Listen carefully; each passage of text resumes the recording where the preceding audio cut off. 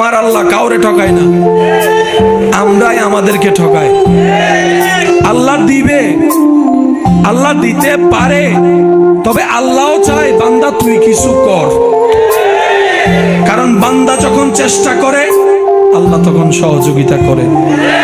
অত্র এলাকায় আমি কাউকে তেমন চিনি না, কিন্তু বলতে পারি এতটুক, মাইকের আওয়াজে শুনছেন এমন অনেক টাকাওয়ালা, সম্পদওয়ালা, অর্থওয়ালা, বিল্ডিংওয়ালা, গাড়িওয়ালা বর্তমানে এমন আছেন যাদের জীবনে এক সময় 10 টাকা কামাইতেও খবর হয়ে গিয়েছিল, একবেলা খাবার জুটাইতে খবর হয়ে গিয়েছিল, কিন্তু অন্তরের মধ্যে বিশ্বাস ছিল রবের উপর।